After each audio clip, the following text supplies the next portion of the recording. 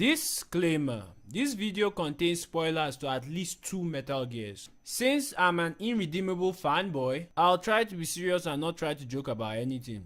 I hope. What took you so long?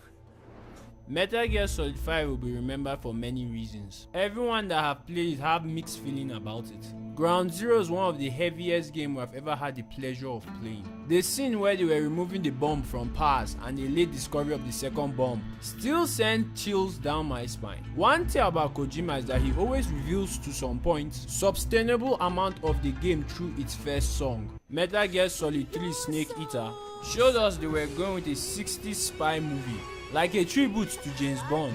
But instead of having a character like Bond, who is a hyper-sexualized character, we get one of the most manliest game characters that many could resonate with. Metal Gear Solid 5 Ground Zero has the song Here's to You from the 1971 movie of the real Sacco and Vanzetti trials of 1921. It's about two Italian anarchists wrongly accused and executed by the US government. To make an example out of them, Skullface solidified all of this by saying, "Immigrants wrongly executed, but their deaths served as a message to others, that ours is a society that murders the innocent." A prison off American soil that hold individuals that don't fall under the Geneva Convention Treaty is located in Cuba, known as Guantanamo Bay. Camp Omega is an incarnation of Guantanamo Bay. Both the game and the song takes a peek at the shady side of American history. Metal Gear Phantom Pain. The song in it is one that I'm sure Kojima put there not for players to test their knowledge but for them to question it. For those that don't know the song, it's a David Bowie song, Man That Sold the World. It's about a doppelganger of his own. Listening to the song over and over again, I found a line that said, "I never lost control," later on changed to "We never lost control." The name of the song is Man That Sold the World, but on the tape it's written from the man that sold the world. I was left with shock and confusion, and hearing Kiefer Sutherland's voice coming from Ishmael made matters worse for me. The woman, we gave her a life. She took the short way down. The place where you meet the boss AI and the boss AI can't really tell if it's you. That was all, but many of us still wanted to live in denial. Mission 46 sneaks itself into your iDroid, which looks like just the prologue all over again. Turns out to be the biggest plot twist in all of Metal Gear, the fourth wall. Big Boss from Ground Zero tells us that we have been playing just as a body double, and that body double was just a medic on board the chopper. We are not expendable object, rather than that, Big Boss informed players that we are one. I am you and you are me. We make the legend together. The medic, Big Boss, and the players are one. The question now is, which of these two Big Boss is the lesser of the two evil? And I know using the word evil on Big Boss might be harsh. Him being evil is debatable and worthy of a video of its own. So let's just say which of the two Big Boss was less of a threat to the world. Back in Peace Walker, we see the original Big Boss recruiting Chico, a child soldier, to fight for their cause. He's in your management list, which you can assign to any field you want. On his resume, it is written child soldier in case you don't want to see him as one. And no, I have not forgotten about Paz, but she's far from a child.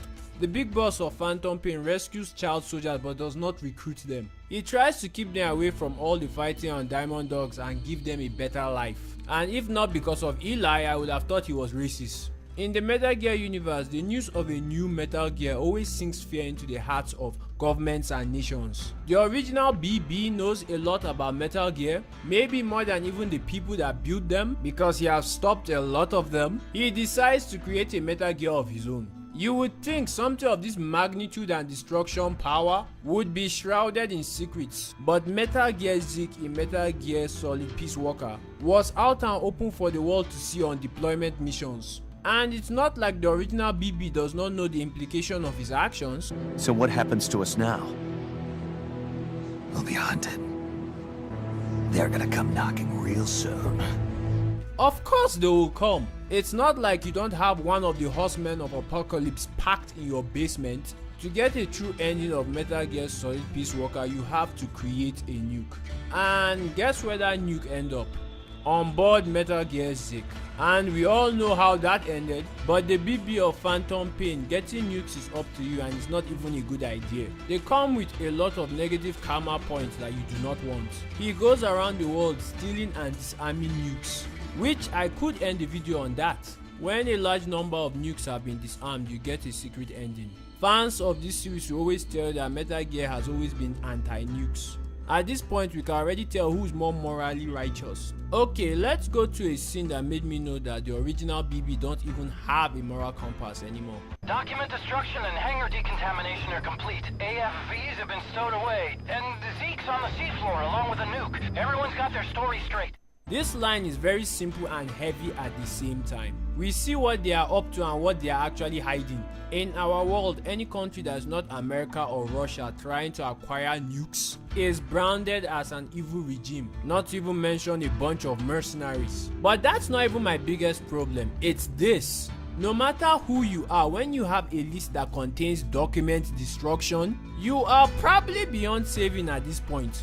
If your pastor or religious speaker or anybody you admire, and one day you discover in his to-do list he has destroyed documents, or even as much as delete internet history, that person is going to start looking really shady in your eyes. Now, before we pass judgment, let's take a look at one final scene. When Phantom's Pain BB flips the tape he got from the original BB, 10 years have passed by. How do we know? The Diamond Dog logo at the door changed to Outer Heaven logo. In the thriller, all the guns that were there disappear and what we get is an old computer. So how does that help in any point? The big boss in Phantom's Pain's horn has grown a hell lot longer than it's supposed to be. In Phantom Pain, the more you kill people, the more your horn grows. As a karma system, we can see he's killed a lot of people in that 10 years. After he breaks the mirror, we see him walk back into the smoke of that 10 years jump.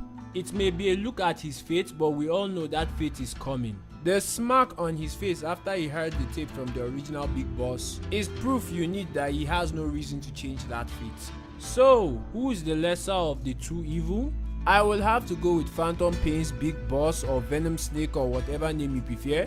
And for those who don't like the word evil being used here, please remember we are seeing the story through his eyes. No bad guy, terrorists or even dictators see themselves as the bad guy. Anyway, that's it. Thanks for watching this video. For those who don't agree with me, I would like to hear your reasons in the comment section.